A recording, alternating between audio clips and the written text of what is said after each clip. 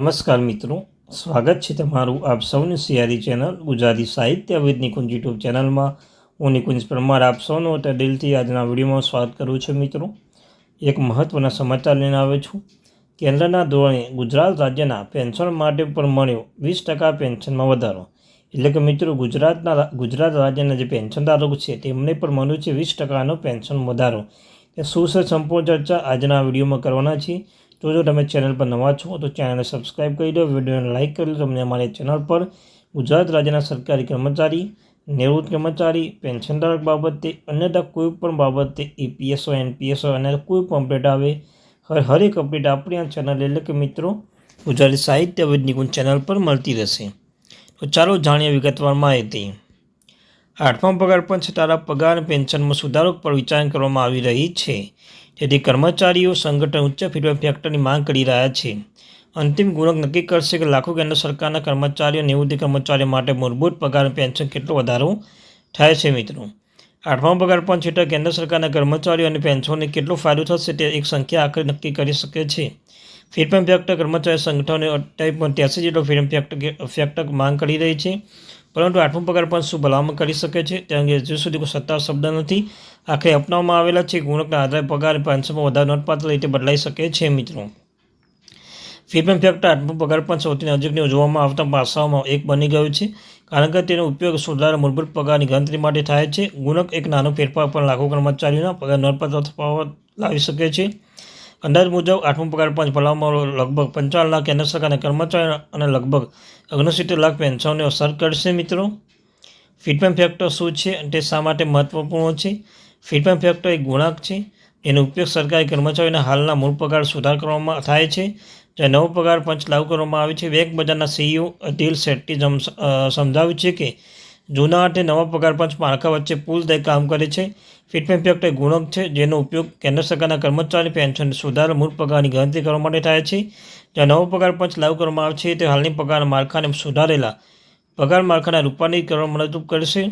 અને કોઈ પણ પગાર પંચ ભલામણો સૌથી મહત્વપૂર્ણ ઘટકોનું એક છે. મિત્રો, ફીડબેક ફેક્ટર એક મહત્વપૂર્ણ અને વ્યાપક અસરમાં રહેલું છે. તે માત્ર પગાર જ નહીં પરંતુ પેન્શન અને મૂળ પગાર સાથે જોડાયેલ અન્ય લાખો પણ અસર કરે છે. શેટ્ટીએ નોંધ્યું છે કે ગુણકના નાના ફેરફાર પણ સરકારી કર્મચારીઓમાં ટેક હોમ પગાર અને નિવૃત્તિ લાભો પર અર્થપૂર્ણ અસર કરી શકે છે. મિત્રો, વર્ષોથી ફીડબેક ફેક્ટર કેવી રીતે બદલાય છે? ફુગાવા પ્રવર્તમાન પગાર માળખાની પેનલ દ્વારા અપનાવવામાં આવેલી પદ્ધતિ આધારે ક્રમિક પગાર પંચ આ ફીડબેક ફેક્ટર વિકસિત થાય છે. અને 6થા પગાર પંચ 1.86ના ફીડબેક ફેક્ટર અપનાવ્યું છે.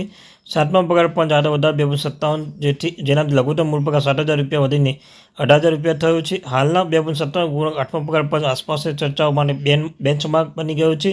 શેટ્ટીએ જણાવ્યું છે કે કર્મચારીનું સંગઠન દાવો છે 2016થી 7મો પગાર પંચ અમલમાં આવ્યું ત્યારથી આર્થિક વાતાવરણ નોંધપાત્ર ફેરફાર થયો છે. વધતા જીવન ખર્ચ, ફુગાવા અને ઘરગથ્થુ ખર્ચના કારણે યુનિયન આ વખતે પણ ફીડબેક ફેક્ટર નોંધપાત્ર વધારો કરવા માટે દબાણ કરી રહ્યું છે. મિત્રો, યુનિયન શા માટે 3.83 ફીડબેક ફેક્ટરની માંગ કરી રહ્યા છે? તો સૌપ્રથમ મિત્રો, યુનિયન છે તે માંગ કરી રહ્યા છે 3.83 ફીડબેક ફેક્ટરની માંગ 8મા પગાર પંચ સમક્ષ રજૂ કરાયેલી સૌથી મોટી માગણીઓની એક સાથે ગાઢ રીતે જોડાયેલી છે.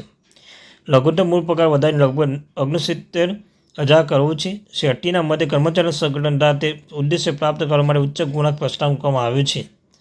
3.83ના ફીડબેક ફેક્ટર કર્મચારીના યુનિયનના 7મા પગાર પંચ હેઠળ લઘુત્તમ મૂળ પગાર 18,000 રૂપિયા વધારીને 8મા પગાર પંચ હેઠળ આશરે 69,000 રૂપિયા કરવાના પ્રસ્તાવ સાથે જોડાયેલી છે. તેમણે કહ્યું છે કે અનેક કર્મચારી સંગઠનોનો મેમોરેન્ડમ દલીલ કરે છે કે વર્તમાન પગાર માળખું છેલ્લા પગાર સુધારા પછી જીવન ખર્ચમાં થયેલા વધારાને પ્રતિબિંબિત કરતું નથી. યુનિયનો દ્વારા પર્યાવરણ એકમ ફોર્મ્યુલા ફેરફાર, ઉચ્ચ લઘુત્તમ વેતન અને વધુ સારા પેન્શન સુરક્ષાની માંગ કરી રહ્યા છે. જે બધા ઉચ્ચ ફીડબેક ફેક્ટર પરિબળ માંગને પૂરક બનાવે છે. જો કે શેટ્ટીના કેળવણી આપી હતી ત્યાંથી હજુ પણ કર્મચારીના સંગઠન પ્રસ્તાવ કે સરકાર 8મો પગાર પણ સત્તા ભલામણ કરી નથી. મિત્રો, આ ફીડબેક ફેક્ટર કયો ફીડબેક ફેક્ટર સૌથી વધુ સંભવિત છે? તો આ હજુ પણ સૌથી મોટો અનુરીત પ્રશ્નો એક છે. કર્મચારીના સંગઠન શહેરમાં 3.83ના ફીડબેક ફેક્ટર સમર્થન આપ્યું છે, જ્યારે જાહેર ક્ષેત્રમાં ફરતા ઘણા અંદાજો ઓછો પરિણામ સૂચવે છે. જોકે નિષ્ણાતો છે કે અંતિમ આંકડાઓ આગાહી કરવી હજુ પણ ખૂબ વહેલું ગણાશે. આ તબક્કો સરકાર 8મો પગાર પંચ તરફથી અંતિમ ફીડબેક ફેક્ટર કોઈ સત્તાવાર સંકેત નથી.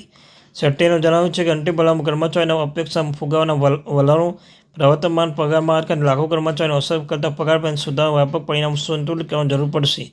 બીજા શબ્દોમાં, કમિશનના કર્મચારીઓને માગણીના ઉચ્ચ પગાર માળખામાં અમલીકરણ તાણકીય અસર વચ્ચે સંતુલન જાળવવું પડશે. જો સરકાર તેમાં 83 સ્વીકાર કરતો નથી તો શું થશે મિત્રો?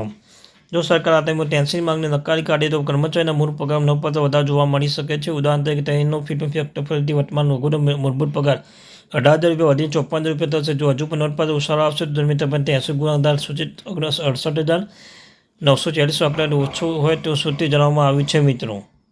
તો આ છે માહિતી. આ સાથે સાથે એક મહત્વની બાબત છે કે અંતિમ આંકડો 2.57 તેમાં 83 જેટલો હોઈ શકે છે મિત્રો. તો આ હતી માહિતી.